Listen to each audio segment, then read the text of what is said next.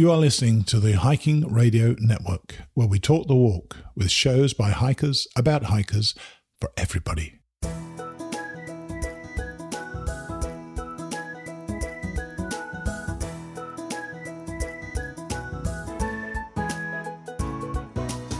Mighty Blue on the Appalachian Trail, the ultimate midlife crisis.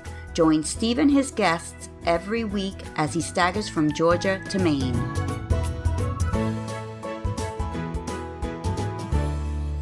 Hi guys, welcome back to the show. This is episode number 350 of Mighty Blue on the Appalachian Trail, the ultimate midlife crisis. And I'm your host, Steve Adams, otherwise known as Mighty Blue, when I did a couple of through hikes of the AT in 2014 and again in 2019. This week for our 350th show, we have a guest from the Netherlands. Frank Dutman, who ended up with the most predictable trail name of Heineken, completed the trail this year and went with a particular thought in his mind. He'd wanted to hike the AT since doing some unrelated research at the end of the last century, and he found himself reflecting on the first 55 years of his life, while he also considered what he wanted to do with the next 55 years of his life. Because, as you know, there's plenty of free time to think out there. He's a fascinating guy who has lived a rather eclectic life. Frank will be on in a moment. Also today, Samantha Galbo shares her reasons for going on the trail next year and becomes one of our Mighty Blue class of 2023. Samantha is currently living in Costa Rica, so hopefully she's going to follow the path of previous guests, Chica and Sunsets, who also moved here from Costa Rica to hike the AT. Samantha is on after Frank. Then George Stefanos has reached Shenandoah and is discovering the goodies to be had by every thru hiker who enters that park. But let's get on and start with Frank Dutman, or Heineken. So today's guest is from the Netherlands, a country not exactly renowned for its mountainous terrain. This is Frank Dutman, or Heineken. Hey Frank, how are you? I'm great. Thank you. Thank you for having me on the show. Well, thanks for coming on the show. Yeah, it's Holland is flat as a pancake, so not known for hiking at all. But that's why I came out to the States, really. Quite right too. And by the way, how on earth did you fall for such an obvious trail name as Heineken, the Dutch lager? Yeah, well, I own a microbrewery just north of Amsterdam. Right. So that's part of it. And I was wearing a green puffy in the exact Heineken collar, and that sort of added up. Yeah, I think you were sort of destined to get that one then, weren't you? Yeah. So, as I say, you're from the Netherlands and currently you're in Amsterdam, and you recently completed a thru hike on the AT. What gave you the urge to trade in a terrific city, which I love, by the way, I love Amsterdam, for about 6 months sweating along the trail? What was the thought process?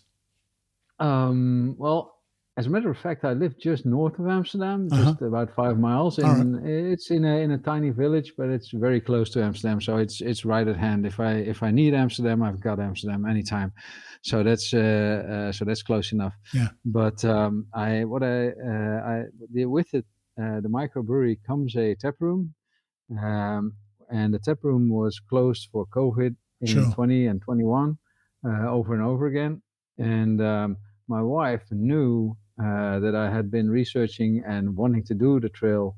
I've been researching it for over 20 years, and she knew that. And at some point she said, you never know what's around the corner. Maybe it's COVID-23 waiting for you. You just go hike the trail. And that's what got me going right this year. So the research you've been doing for 20 years, was that in your mind ever going to culminate in a hike, or was it your wife pushing you to go and get it done this year that actually made you do it? No, I absolutely wanted to do it, but I figured I'd do it when I was done with the brewery, for instance, like in 5 or 10 years time, right? When there's no work or business related stuff going on, but I just hired a guy to do it, and it worked out wonderfully. So there's really, even if you own a business, there's always a way to make it happen. Oh yeah, and that's what I found. I actually met in 2019. I met a farmer who'd left his farm with his wife and his neighbours, and they all helped out, and it was working fine. In fact, at one stage, he said that she'd said to him, "Apparently, the farm is running better without you than it was with you." So that's pretty cool. Yeah. You've been a person who researches in the past, because when I took my notes the other day, you were working for, you said back in, when you first, the AT first came to your attention, I think it was 1999, working for private equity, researching industry. So tell us what happened and how you went about that research. Well, I was doing some research on the leisure market, and I was using the internet for that. And the internet at that time was a different place than it is now. Absolutely. But still, it was quite a good source to get some background on different sort of things. And by accident, I just stumbled on a picture of a little blue tent in the woods, and beneath that picture was a caption explaining about the Appalachian Trail, and I was captivated straight away. I said, "Wow, this is epic! I need to know more about that." So then that's where my interest for the trail started, and that went on for all the time until now, really. Right. So what was it? What was attracting you? Was it the thought of mountains, the thought of forests, or the thought of just walking 2,000 miles? What was it that really attracted you? The last thing, really, the epicness of hiking 2,000 miles with nothing else but a backpack. So everything you need is on your back, and you're just going through seasons. That's one of the things that directly appealed to me. Just when you walk into spring and it gets to be summer and you get to see a little bit of the fall, and that's extraordinary. That doesn't happen to you in any other way. I mean, not this in intense like this one. So that's what got me. And you certainly walked into summer this year, didn't you? Summer must have hit you around the face like a wet balloon. So how bad was it out there this year? I've heard from a number of people that it was absolutely horrendous out there. Yeah, the heat and humidity, in Virginia and Pennsylvania, that time, like midsummer, that was horrendous. When you're in the woods, for me personally, I rather have that than cold, actually. But I mean, you sweat so much, and this is hiker stench to next level. I mean, I've never smelled so bad in my life. It was just horrendous. And but at the same time, it was kind of beautiful. And as long as you get water, and then you're fine. But you do like 6 liters of water a day. You have to find that. Yeah, the water thing is something I think that surprises most people. How much you actually need and how much you can drink. It's almost a case of if you get the chance to take some water, take it then, whether you need it or not, isn't it? Yeah, take it. And then when you're lucky, you get some Gatorade on the way, by ways of Trail Magic or something. But generally speaking, you just depend on water sources and those are very valuable when you come across them. Yeah. Now, come back to before the hike. You said that you were researching on the internet in 1999, and there weren't many people doing that at that time. You've had quite a varied career over the years, haven't you? What else have you done before you got to the microbrewery? Oh wow! I started out trading stuff in Russia. Wow. Okay. With a friend. That was like early 90s when the curtain had just opened. Of course, yeah. It was an interesting time to be in Russia. Sure. So that was the first, and then I started in. After that, we started in like business services, like KPMG, corporate finance. Sure. And that's like, really business services, mergers and acquisitions, that type of stuff. And I did that for them, and then for a private equity business. After that, for a law firm, and then I decided to do an MBA, full-time MBA, and I've been on my own since 2005. I've been like a freelance project manager and consultant and stuff. So, are you still consulting alongside doing the brewery? Yeah, well, actually. I did that just before, like half the year leading up to the hike. Yeah. I started doing that again, and during the hike, I was actually looking back at my career until then and looking into the future. What is it going to be? And I sort of came to the conclusion that I really love doing different things at the same time. Right. So I'm going to keep doing that. And usually for a man, you're a multitasker. Yeah. Women are good at that, but men are usually crap at that, aren't they? Yeah. I try to separate it in days, really. But it's fun to do different types of things too, because the brewery is pretty much hands-on, and the consulting is more like you use your experience and your analysis and analytic capabilities and stuff, which is a bit different. And that's the combination is brilliant, lovely.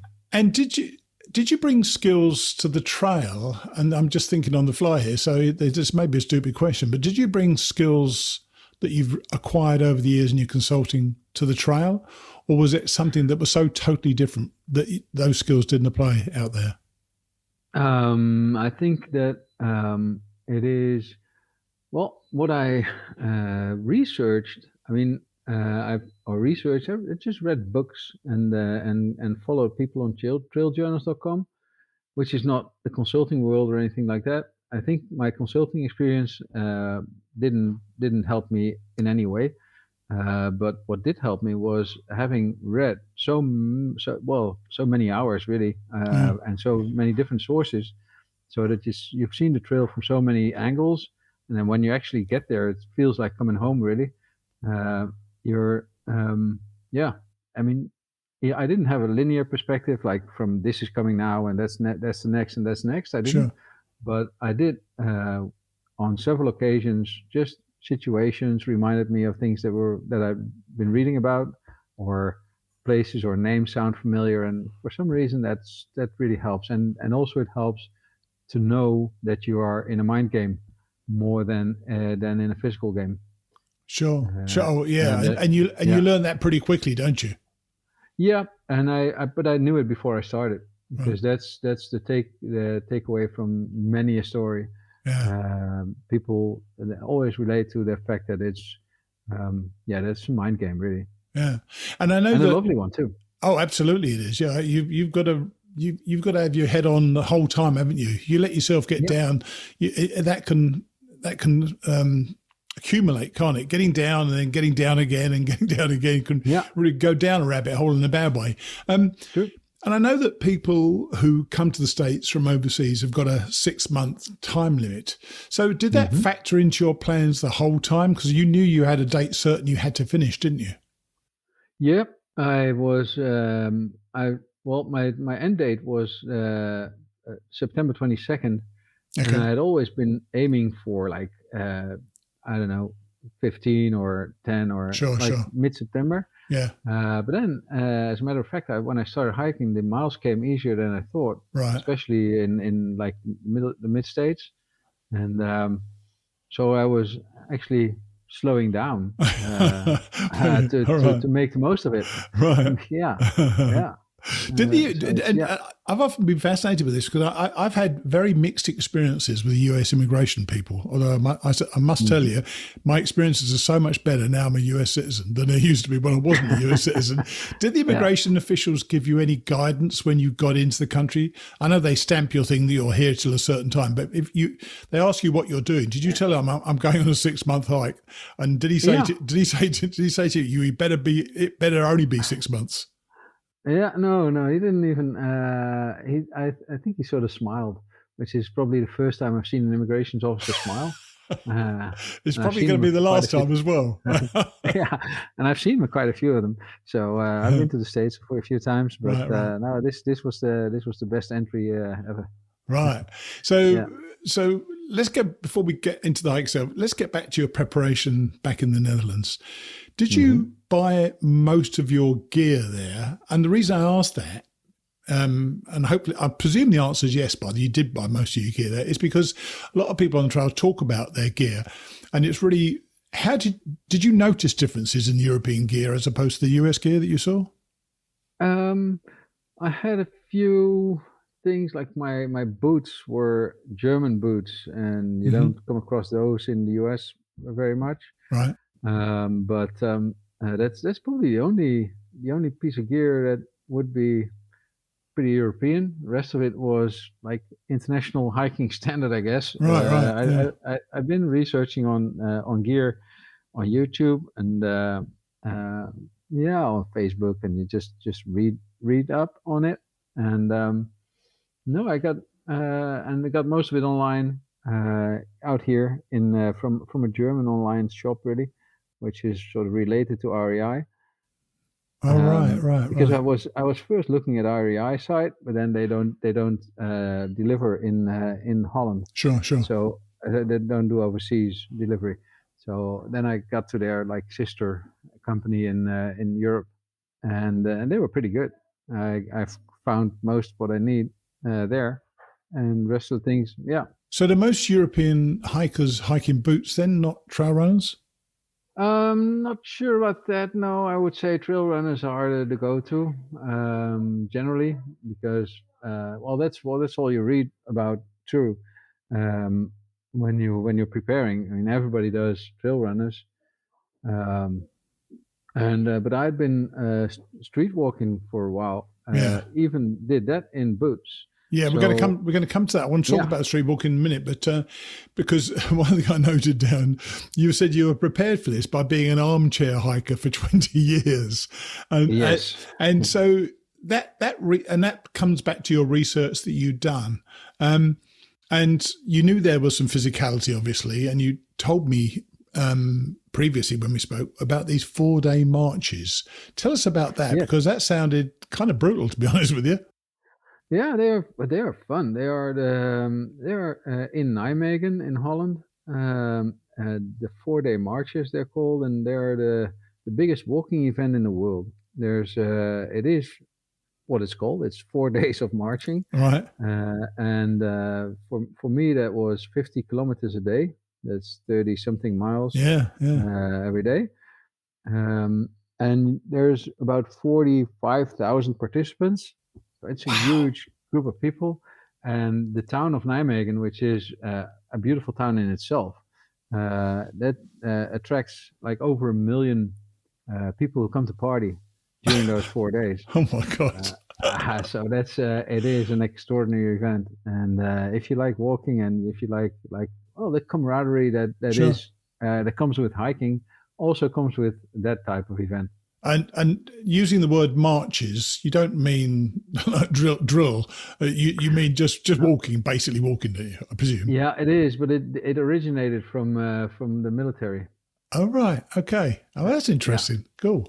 So And and there's still a pretty big military component. There's also military from the States coming over. I talked to one of my fellow hikers, Deja Vu, and he knew the Nijmegen marches, wow. and he knew the Kennedy March, and there's few of those things around that attract people from all over the world. So 50K a day for 4 days, 200K, which is 125 miles in four Hmm. days. How did you? You've done that a few times, you say? Is that right? 10 times. Oh, is Yeah, that 10 times? Right. So I didn't yeah, realize as much as that. yeah. How did you feel after that? I mean, that's a real physical workout, and especially if you are an armchair hiker, because you said when you got on trail, you'd not actually done any backpacking at all. No, nothing. No, this was I put up my tent. I bought it, put it up in the backyard, and said, "Okay, well, this works. Let's go." There you go. Yeah. Because yeah, but I knew I could walk because having done the marches so many times without any trouble, no blisters, no nothing. So Sure. I'm lucky with my feet probably and my legs. So I knew that. I Yeah. just didn't know what it would mean if I were to haul a 40-pound pack up and down mountains at the same time. So that was the extra, but that turned out to be doable. How did that feel with the 40 pound pack? Yeah, pretty much okay, really. I did. I knew I was too heavy, or I mean, I was taking a lot of weight, um, and that was because of luxuries I wanted to take with me. Right. I had a 2-person tent with an inner and outer tent, and I had a diary, paper diary, which was big and thick, and a way too strong battery pack, and Right. things like that. But I chose to take them with me, and I knew they would add to my weight. And as a matter of fact, it didn't hold me down or anything. I think it's worth saying, though, don't you, that if that's what you feel you want, then that's what you should take, isn't it? Everybody does this differently, and you should take exactly what you feel is going to be best suit you for your hike. So you should do that, definitely. So you flew into Atlanta. Had you made arrangements, or did you work out how to get to Amicalola on the fly? How did that work out for you? I made arrangements for Ron Brown to pick me up. All right, cool. And so he did. Myself and 3 other hikers. I remember 2 names: Tom and Rena. Yeah. So that was prearranged, and it worked fine. Yeah. He dropped us off at Amicalola, and on the way there, he gave us all sorts of tips. Nice. So with a buzzing head, we got to, I'm sure, Amicalola. And in fact, isn't it true? Unless I've taken this down wrong, you saw Tom again at Payable Bridge, nearly 2,200 miles later. So had you been hiking pretty close to him? Had you been hiking pretty close to him? Did you know? No, he was faster than I was, way faster, certainly in the beginning. Right. I did see him, but I didn't hike with him. I did see him at Angel Rest. That's somewhere like halfway or before halfway. And but that was just by coincidence. He had been driving back for trail days, and he would be going up the trail again. So I thought I'd never see him again. And well, what happens when I got into the store in Payable Bridge, I hear somebody calling, "Hey, Frank." And I said, Frank? Nobody calls me Frank. Everybody calls me Heineken. So, and true enough, there was Tom, who only knew my name from the start when we were in that shuttle. Isn't that a wonderful thing? I think that's a wonderful thing of the trail. You can meet somebody literally 2,000 miles apart, and you just start chatting straight away, don't you? It's fantastic. And you still recognize each other. Yes. As if you've been to school for years. That's right. Yeah, it's very odd. Yeah. So Frank, what were your first impressions of the trail?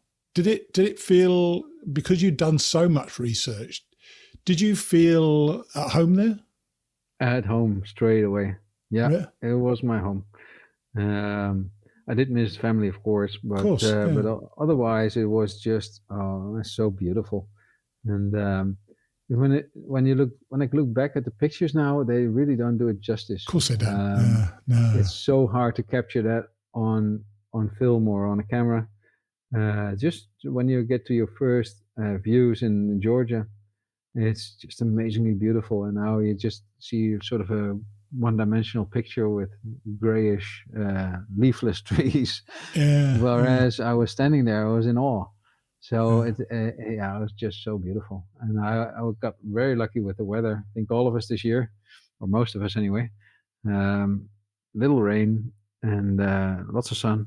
And because you were quite prepared. You said you were slightly overweight. You actually said you lost, I think it was 33 pounds to me when we spoke before. Yep, we tried to work out what the kilos and pounds were. Yeah, but So did it take you long to get into the rhythm of the hike? Because I feel that when you first start, you are making mistakes and you're not hiking as well as perhaps as you could. You definitely improve as a hiker as you go along, or maybe you didn't. Maybe you were totally into it straight away. Did you find you were in a rhythm pretty quickly? Well, I did follow the advice of those who went before me, and they all said start slowly and then take it easy. Okay, and that's what I did, and that worked out really well. So the first few weeks were like 8 mile, 9 mile, 10 mile days, and I only started upping those mileages slowly. Sure. And then after like 4 or 5 weeks, I was pretty much there. Yeah. And from there it was just being in the rhythm. But I've never felt out of that I needed to learn a lot or something. No, it worked. The only thing you need to learn really is to have your food. I got into food trouble in a way that I ate too little, like probably a lot of people do. They do. I hear it from a lot of people. The first couple of weeks, nobody's hungry. Everybody says, I don't eat while I do the 4,000 or 5,000 calories a day. I use them, but I don't eat it. I don't even come close. And I had the same, what a lot of people go through. And at some point you hit the wall, and your body says, I need calories. Yes. And then you're sort of forced to eat more, and at some point it comes naturally, and you start eating more and more. Yeah. I actually lost 40 pounds by Irwin, Tennessee, first time. But just by Irwin, and I sent a picture at home, and I just had a massive uptake of my ex-wife sending me more and more food all the time. It was I really got into the food eventually. So you got into the rhythm of the hike, but this really seemed very much like a solo venture for you. You liked to hike solo. You chose to hike solo, didn't you? What was there a reason? What was the reason behind that? Was that because you wanted to spend this time thinking about your life? Correct. Yeah, I like to hike alone. I find it hard to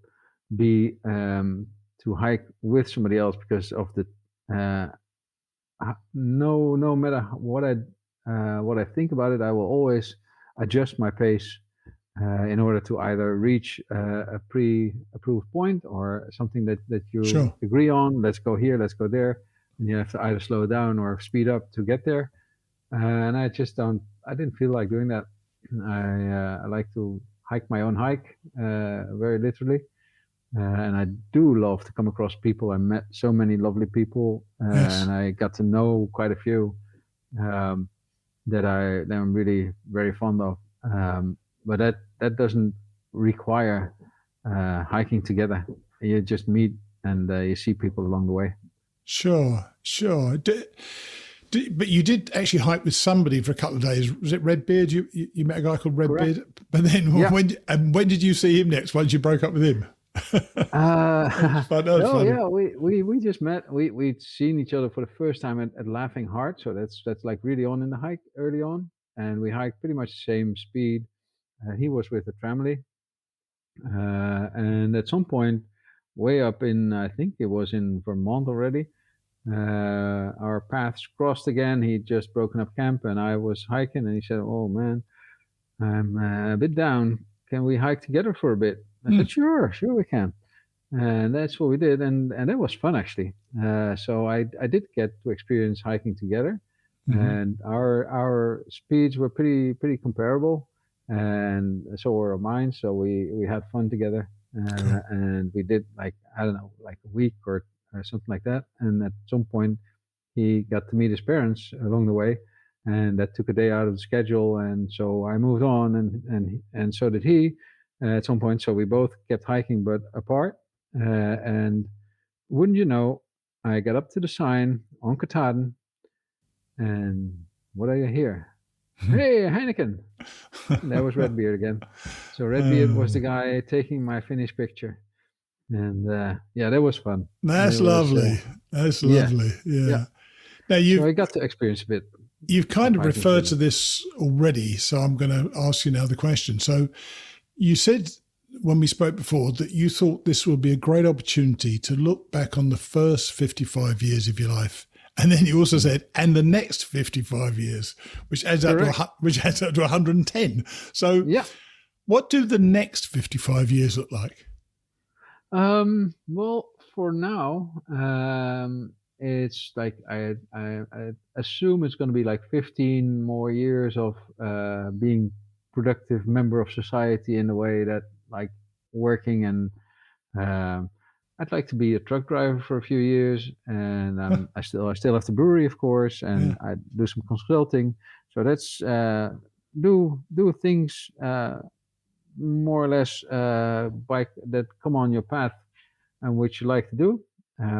So that's probably that outlook, and after that, it's probably going to be an RV, like an old Volkswagen bus or something, and my wife and I, we both love travel.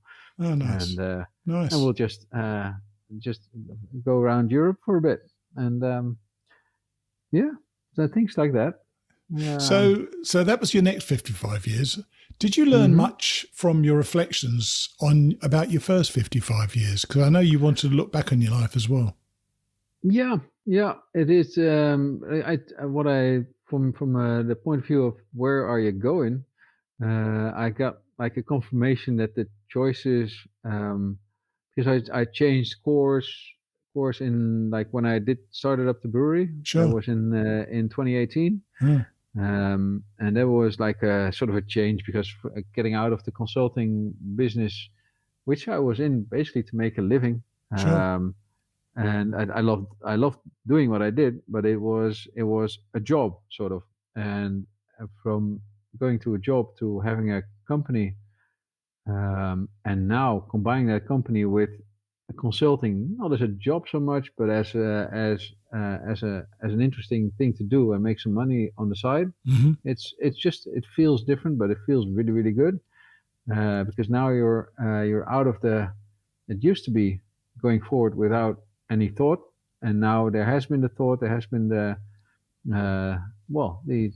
looking back and looking forward, which I did on trail, and that brought me to the conclusion that that I did the right thing by getting out of the race for a bit and re-entering now, but not as a contestant in a race, but as a participant in the circus. Yeah, that's nice. Yeah. So looking back, was it a happy retrospective? Are you pretty content with the things that you've done as a result of this hike? Yeah, quite. I've it's been in my genes to do different things all the time. I've never been very steady on one thing, like 5 years maximum. And and I just when I look back on all those periods, I'm a happy camper. You actually said that you're materialistically quite simple. You said you own your house, you've got an old car, an old boat. You said I don't want a new car or a new boat. Yeah. So did life become simpler on the trail, or had you already made life simpler yourself? Yeah, I had already made it, but it is very nice to have so much time to reflect on those choices and really feeling at ease with them. It's and sometimes choices they come without really being like conscious choices. It's just things happen, life happens. Sure. And when I look back now, and when I sort of try and put it all together, I'm very happy with how things have developed. And it's true what you said. I mean, the house is pretty much a fair and square thing, and we don't need much stuff.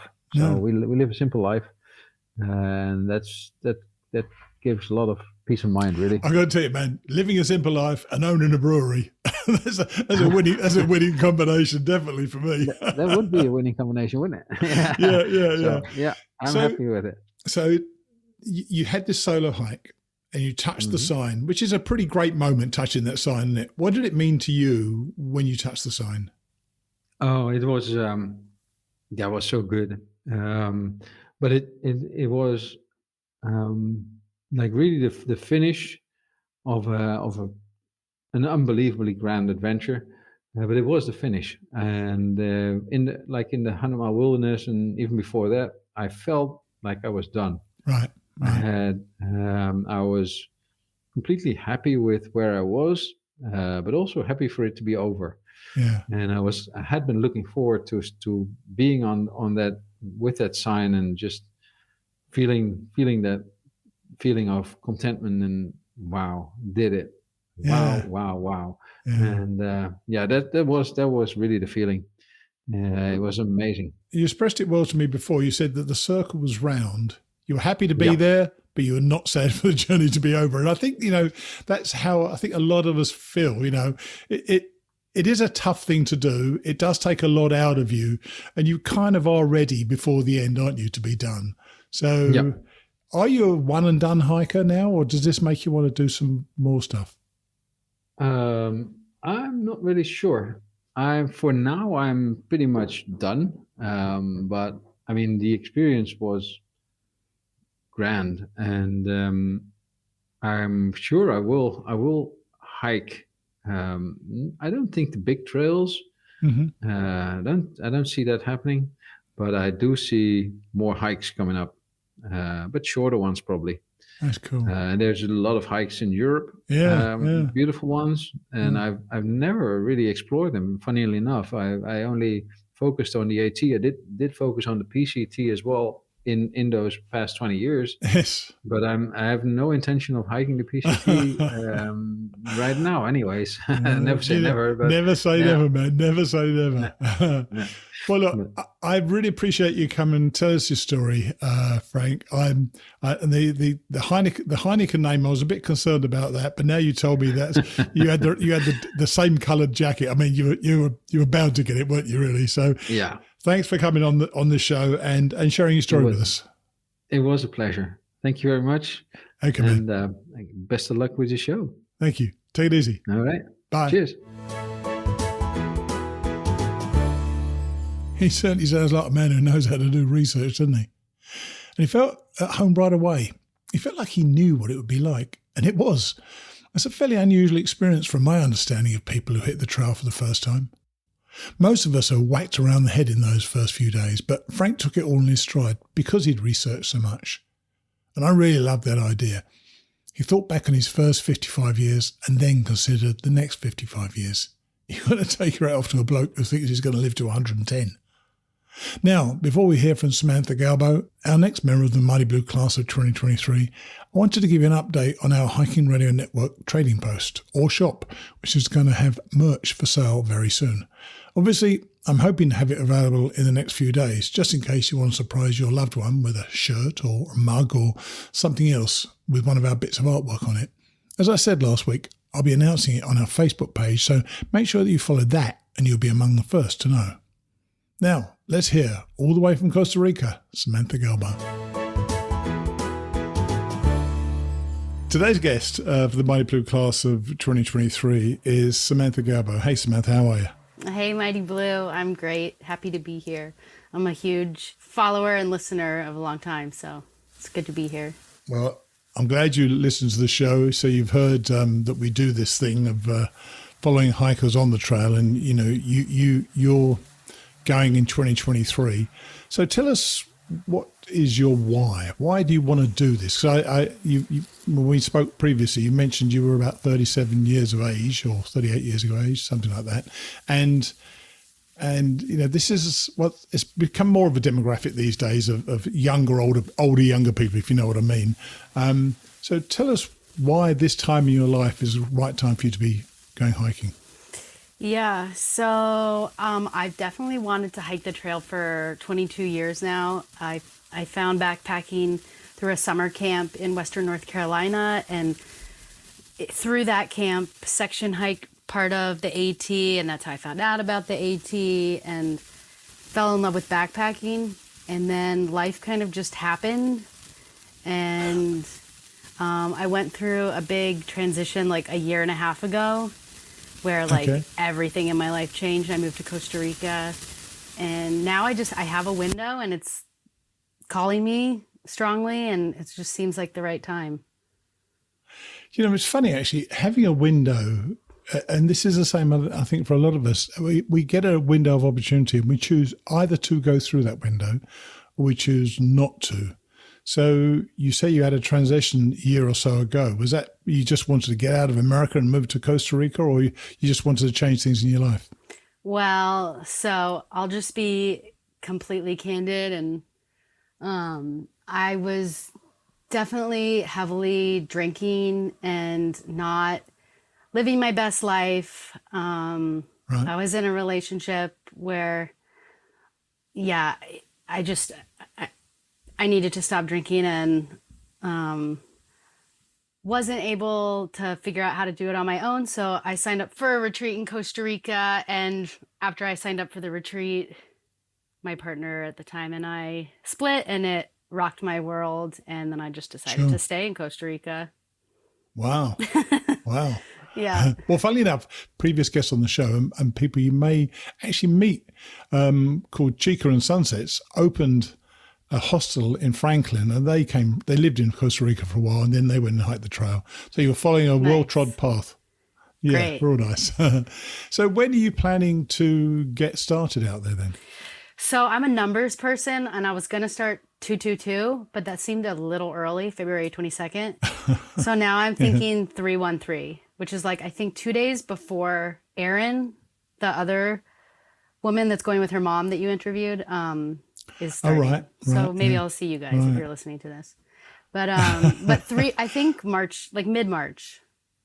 Mid-March. Yeah. Mid-March. You know what? I wouldn't tie yourself down to too many days. Have you actually registered? Because a lot of people don't register, and a lot of people do. So what have you done? You're just going to turn up? Yeah, I will. I mean, I feel like for me, there's only so much I can do living in another country, even though I know I could probably register. No. I fly back to the States to be with family for the holidays, and that's where I'm going to really like dive in. I have put together a spreadsheet of like watching all of Dixie's and Darwin's, just all the videos, and like kind of made a list of everything and all the, and I'm getting excited. Have you backpacked? Have you been backpacking out in Costa Rica as well? Nope. But I did live in the mountains a few months ago, and there's a lot of great hiking trails up there, and they're like 1,200-foot peaks too. Yeah, I know they are. So, are you mean 12,000-foot peaks, don't you? 12,000. Because 1,200-foot peaks is like England. It's pretty damn flat. Don't worry about that. So tell us. So, where have you done any? You say you've done backpacking. Have you done long distance backpacking? Have you done 50 odd miles or 100 miles or anything like that? I don't remember the exact mileage, but I've done several 2, 3, 4 week courses, probably like 10 over my life. Nice. Yeah. Nice. And what are you doing then to prepare physically? Because, the physical exertion that you, particularly in those first few weeks, is pretty horrendous, frankly. Yeah. Maybe it's more at my age than it is at your age, but certainly it is quite tough physically, and Georgia isn't an easy state. So tell us what you've been doing to prepare for it. So for me, I'm just preparing by, like, if the jungle decides to rain, I take off into the jungle and walk to prepare me for those rainy days that I know are coming. And then daily yoga. Because the jungle certainly decides to rain out there, doesn't it? Because we went to Costa Rica last year. Man, did it come down? Yeah, definitely. In fact, I think it was 2 days ago, I took like an hour and a half long walk just in the rain. It was really awesome and beautiful. So, but I didn't have to end up in a tent afterwards. So we'll see. Sure, that's true. But daily yoga, weight training a couple times a week, walking every day. Do you feel prepared? Are you physically prepared now, do you think, to go? I think if I started the trail now, I'd figure it out. Yeah, just start with lower miles. And the way to train for a 5-6 month hike is to go on the hike. I feel like I could do some shakedowns and hike. But in fact, when I get back to the States, my parents, half the year they live in Georgia, half the year they live in Virginia. And where they live in Virginia is like right by Harper's Ferry, like 40 minutes from Harper's Ferry. So nice. You're going to have some support there. Yeah. Well, it's because in the winter, I'm going to start in Georgia, and they're going to be living in Georgia. And then by the time I get up to Virginia, they'll be in Virginia for the summertime. So they're kind of going to follow me in their own way. Oh, cool. That's really nice. Yeah. So you talked about preparing physically. What about mentally? Because this is a tough thing. And if you've alluded to a previous dependence on alcohol, which I also had, and in fact, one of my biggest fears on the trail, and I did actually mention this when I wrote about it, was not being able to go 3 days without a drink, which I'd never done to that stage. And then funnily enough, I got to Neil Gap, and it was okay. I didn't die, it was all right. I didn't have a drink. So how are you preparing mentally? Are you thinking about that part of it at all? Oh, yeah. Mentally for me, I think just the cold and like maybe several days of rain at a time. That's like, I think going to be the mentally the hardest part for me. But just committing to it. And I think I know it's going to make me a stronger person. Are you now, and this is a bit of a personal question, but are you now totally sober and not drinking at all? Because I still drink it most days. So you're totally sober now, because you will get into not a party scene, but there's a lot of smoking dope and stuff like that. Sure. So there's a possibility once you get into town of mixing up with a bunch of people who are going to drink. So how are you going to approach that? I mean, fortunately for me, down here, my community doesn't really drink that much. However, like there is, especially now that I moved to the Caribbean, there is more of a drinking vibe a little bit. So I've been around it, and for me, it ruined so much in my life that it's just not worth going back there. It's like it's just not worth it for me. So, but I'll still hang with the people, you know? Sure. Yeah. I did as well. I remember sitting in a circle with people, and they started to joint up on the other side. They started coming around towards me. I thought, do I need to do this? And I decided not to do it. But I didn't know before it got to me what I was going to do. So that was interesting for me. And what about money? Are you prepared for have you saved much, or are you going to really, really budget on the trail and pretty much stay in the woods most of the time? Or were you going to town as well? I definitely see myself taking zeros. All right. Yeah, I'm budgeted fine. I have savings, and so I'm not concerned about that part. Okay, good. That's good. What I'm more concerned about is taking too many zeros and then like not getting to Katahdin by the snow. But I think it'll be fine, especially since I'm starting. We call that you sort of enter the vortex. You go into certain of these hostels and towns, and you just stay there. Some people stay there for a week, so you might want to try to avoid that if possible. Okay, and your equipment. Have you been collecting your equipment over the years, or have you all got new stuff and you're all ready to go as far as that's concerned? I have pieces. Like I actually have an ultralight tent, but it's not the kind that uses poles. And I think for weight, I want one of those. So actually, I mean, I have a bunch of outdoor gear. Like I could make it work, but I do want a lighter weight backpack. And can you get all that in Costa Rica, or are you going to wait till you get to the US to do it? I'm going to wait till I get back to the States. And again, I have some stuff, but like a new backpack would be nice. A lighter weight sleeping bag. Sure. Yeah, you need to, trust me, believe me on this one, cutting your weight down as much as possible will make you feel better every single day, let me tell you. And what are you going to do for resupply? You mentioned your folks. Are they going to resupply you with boxes, or are you going to go into town and get stuff?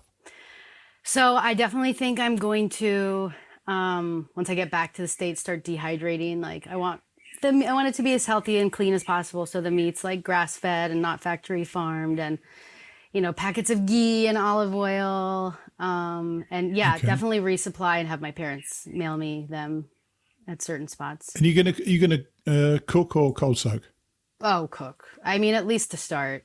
Yeah, I don't know how to be cold soaks, by the way, but I know a lot of people swear by it because it means they're not carrying a stove, so they're cutting weight. But for me, a cup of coffee in the morning, absolutely critical, and biscuits and gravy and things like that. Yeah. Couldn't miss it at all.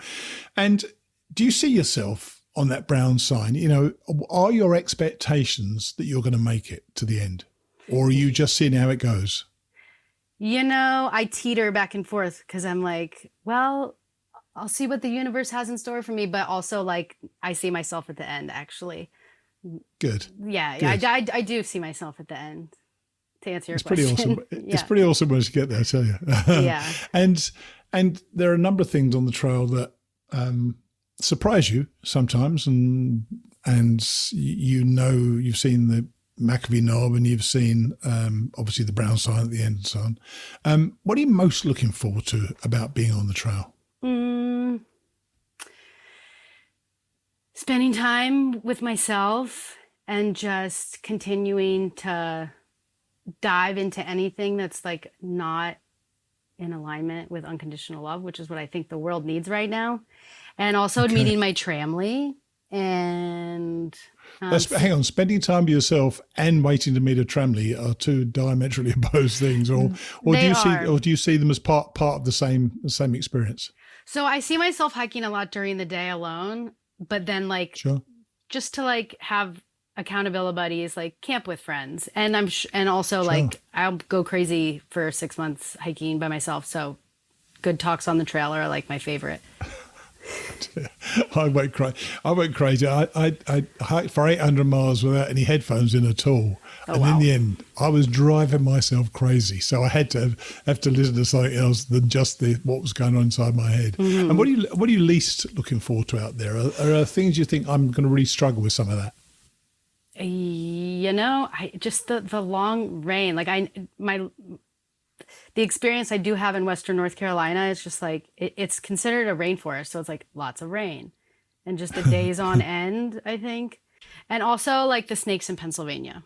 I didn't see a single snake in Pennsylvania in 2014. I saw quite a few in 2019, but I didn't see a single one. So don't worry about them. And you know what? They're more scared of you than you are of them. Yeah. Also ticks. It may not seem possible. Sorry? Also ticks. Yeah, it's worth being scared of them. So watch out with them, definitely. But don't worry about the snakes; they're not going to be a problem to you. I promise you. And have you thought of any trail names, or are you going to let the universe or your fellow hikers name you? And bear in mind, of course, you don't have to accept a trail name. Right. I mean, I've of course thought about it, but I also, it's the AT. I feel like I need to be named. So. Okay. And I may decline the first suggestion, but I'll let people name me. Yeah, do that. You definitely should do. I didn't, because I didn't want to be called Mr. Bean or England or something like that. Nightmare. Anyway, look, I wish you well, obviously. And what I'd like to do is check in with you in the next couple of months to see how your progress is going and how your gear's going. But yeah, I appreciate you being part of the Mighty Blue Class of 23 and recording today. Awesome. Me too. And thanks for having me, Mighty Blue. Good to talk to you. Take it easy. Okay, you Bye. too. Bye. I thought you came across well. We had a bit of a false start in the interview and actually had to start again because she wasn't sure how much I wanted her to share. So I just said, go for it. And she did. As with all our class members, I hope that she makes it. And I'll be catching up with her in the next couple of months as she prepares to head out. Thanks, as ever, goes to our donors. This week, our monthly donors, Hugh Ickrath, Michelle Brown, Justin Mullins, Kevin Eastman and Ann Dobson are still with us. So thanks to all of you for your support. It really means the world to me. Finally today, we get to the Shennies, with the beginning of Chapter 10 of George Stephanos' Then the Hail Came, when George discovers the wonders of Shenandoah, with its trash cans, its picnic tables, and of course, its waysides. Ah, happy days. I'll see you next week. Chapter 10, Shenandoah, Waynesboro, Virginia to Tom Floyd Wayside, Virginia. Saturday, 2nd of July 1983, mile 830.67, still Waynesboro. Due to the large number of errands I had to run in Waynesboro and the fact that the first available shelter north of Rockfish Gap was 20 miles up the trail, I took a day off. I spent the morning lying in bed watching a televised tennis match. I'm not a huge fan of tennis, but I relish watching two other guys sweat their butts off for a change. Later, I ran my errands. I had a steak dinner. While grocery shopping for the trail, I found a new flavour of Tang, grape. Now I have two exciting flavours to pack out with me. I'm all tingly. Heavy thunderstorms rumbled through this area yesterday evening and returned this afternoon. I enjoyed experiencing them from inside a motel room looking out rather than from my usual vantage point this summer, in the heart of the storm. Intense heat and humidity cooked central Virginia today. I didn't mind missing out on that experience for a while either.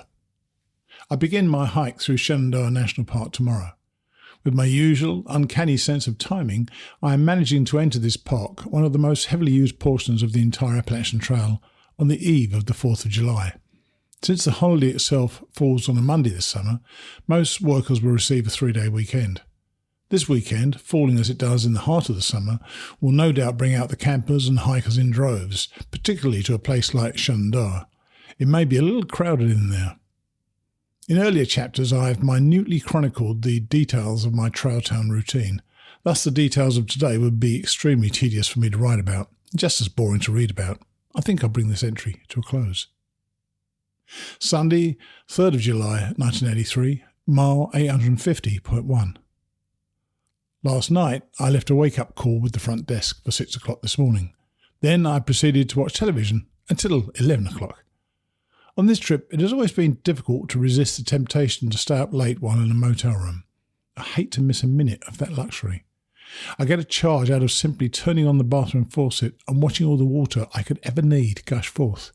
It sure beats scrambling halfway down a mountain to get some. Thru-hikers are very easily entertained. I woke up when the call came this morning and somehow managed to stay awake. I started my day, as so many commercials suggest, with a healthy breakfast, an entire box of Pop-Tarts and a 16-ounce Coke. Then I walked down to the motel office to check out. The night clerk, who was just coming off duty, offered me a ride to the Appalachian Trail in exchange for a couple of bucks worth of gas. As I was still looking at that 20-mile day to the first shelter, I readily agreed. The Blue Ridge Parkway comes to an end at Rockfish Gap, a low point on the ridge crest located 4 miles east of Waynesboro. This was the spot where I left the Appalachian Trail on Friday to hitch into town.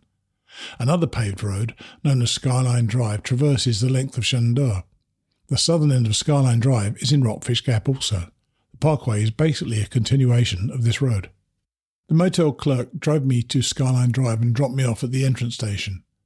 The ranger on the duty there gave me a copy of the list of rules for visitors to Shenandoah National Park and the backcountry camping permit required for all hikers to stay overnight at the shelters, known as huts in Shenandoah, or pitch a tent outside of the huge National Park Service campgrounds. He also gave me a list of the 8 huts in Shenandoah where overnight camping is still allowed. The remainder of the huts have been closed to all non-emergency overnight use, a result of the severe abuse of the shelter system in Shenandoah by short-term campers. In past years, the huts were constantly filled with weekend campers, many of whom would drive their cars to a nearby Appalachian Trail crossing of Skyline Drive and pack the shelter before the long-distance hikers would even begin to arrive.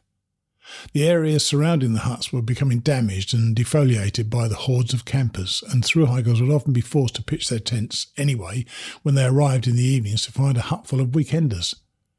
The 8 huts still available for overnight use are now limited strictly to long-distance hikers, and the National Park Service says that they will also close these if the system continues to be abused.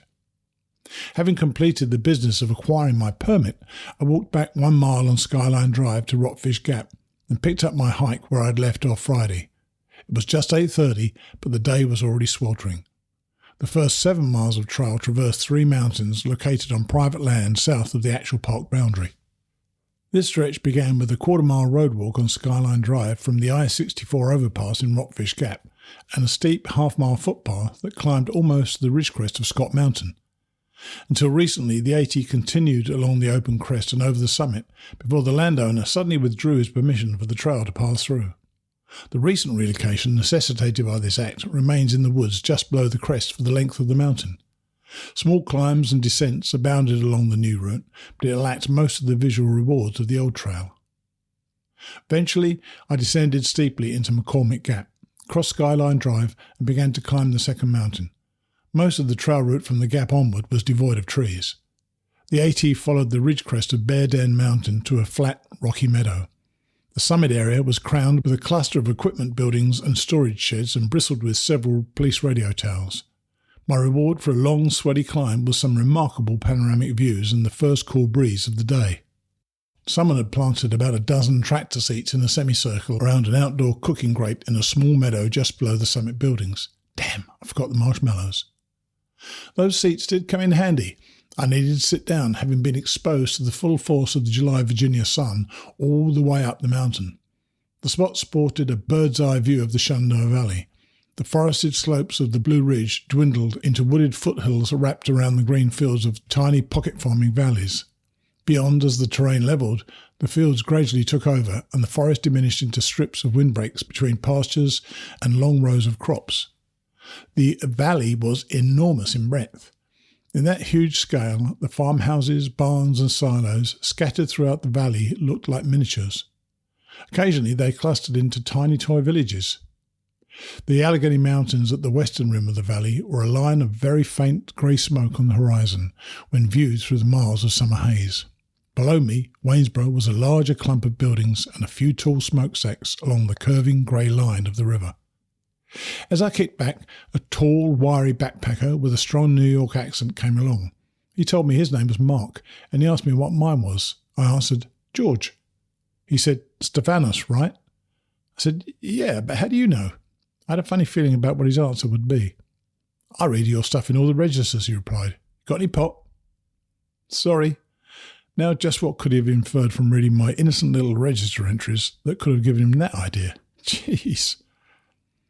We talked for a while as we took in the views. I found out that Mark is from a town in New York close to the city. He's been chewing up the Appalachian Trail, averaging about 20 miles per day. His accent and personality reminded me quite a bit of many of my friends from back home. My home in Connecticut is about an hour from the city. Unless you're from the New York area, you would probably consider mine to also be a New York accent. Just hearing him talk relieved a bit of the mild homesickness I've been carrying around since Georgia. I could have listened to him talk for hours, especially about my register entries, but he quickly resumed hiking and rapidly pulled away while I lingered at the summit. Once again, I had those leaving a trail town blues. I rested for another 10 minutes after Mark had left and continued to hike like a sissy all morning. My backpack weighed a ton, my heart was not in the endeavour, and I had grown just a little bit soft on my day off. I generally like to put in about a 10-miler on my first day out of town. Unfortunately, the first up was a 20-mile hike from Rockfish Gap.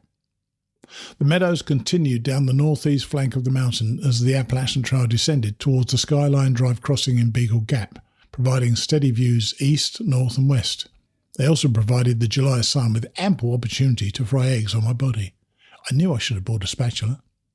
The sky was gallons of whitewash mixed with a few drops of blue paint, and the air I was breathing could have come from my bathroom after I stepped out of a long, steaming shower, which would account for me being soaked to the skin, but it hardly explained that fragrant aura of old gym socks. Use new Jacques Strap soap and smell like a man. The third of the three mountains south of the park was the most difficult. The steep half-mile climb out of Beagle Gap was still completely exposed to a broiling sun. By this time, it had become late morning and the heat of the day was near its peak. I became so lightheaded at one point that the mountain started spinning.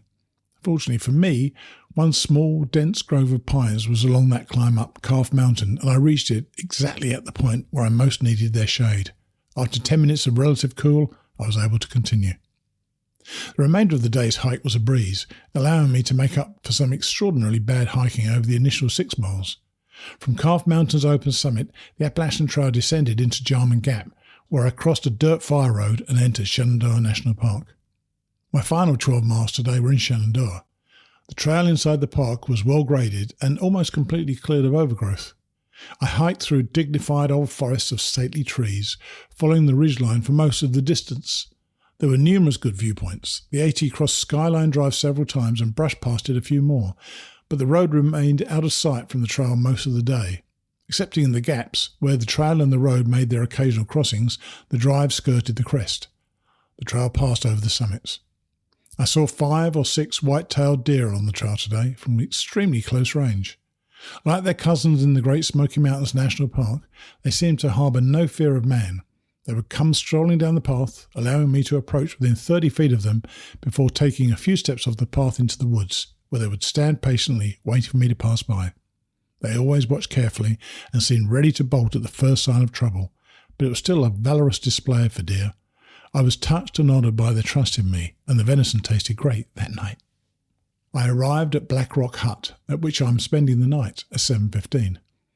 It's constructed of mortared stone with an extra-long roof overhang in front sheltering a wooden picnic table. The huge mortared stone and brick fireplace stands just outside the overhang. The hut sits near the bottom of a deep, densely wooded ravine just below the ridge crest. Thickets of laurel cover the forest floor beneath the trees, and a cold, gushing pipe spring is just a few feet away on the floor of the ravine. I will not be lonely tonight. The shelter capacity is 11 and 10 hikers were already here when I showed up. Mark, the guy I met on Bear Den Mountain today, was one of them. I asked him if he had seen Dave down the trail. He met Dave at a shelter some weeks back.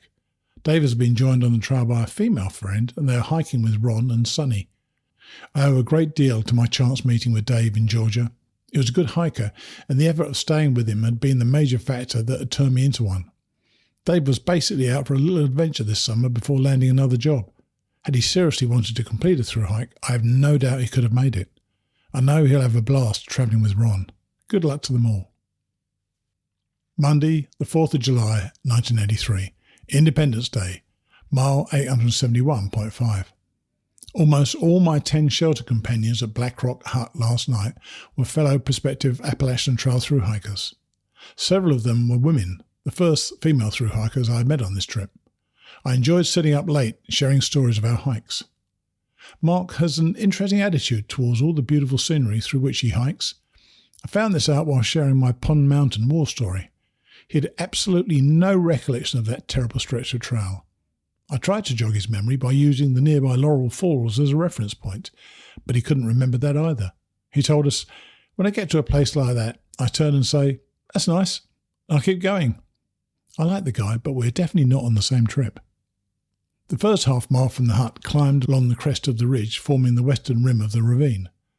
This led to an interesting summit called Black Rock.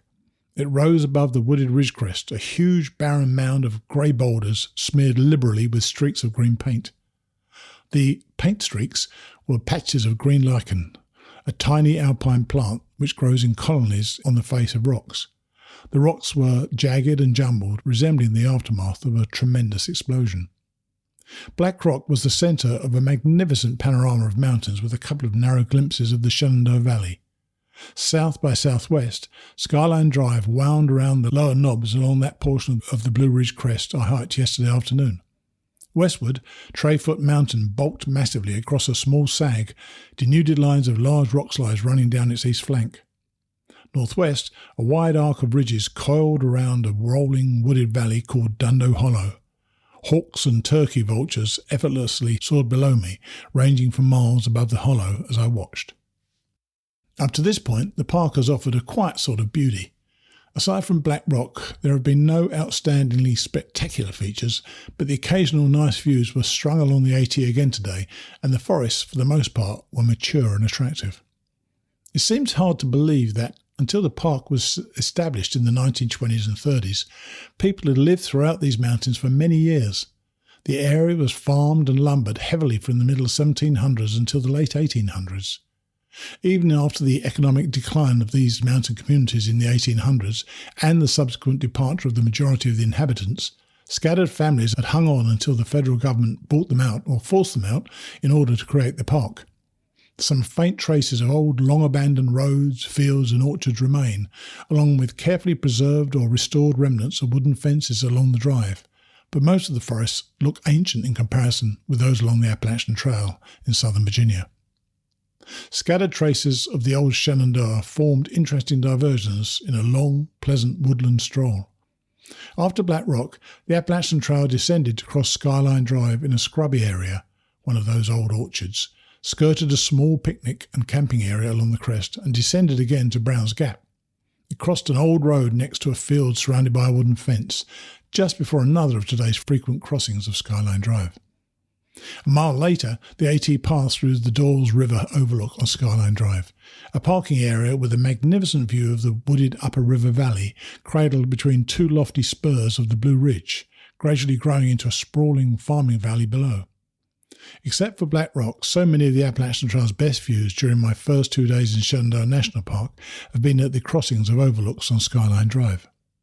Perhaps the most outstanding features of Shenandoah National Park to a long-distance hiker like myself are all the conveniences located on or near the Appalachian Trail. Shenandoah seems basically to be geared towards the accommodation of car and recreational vehicle campers and tourists, with backpackers and backcountry tampers an apparent afterthought. This is not necessarily a bad thing for a thru-hiker.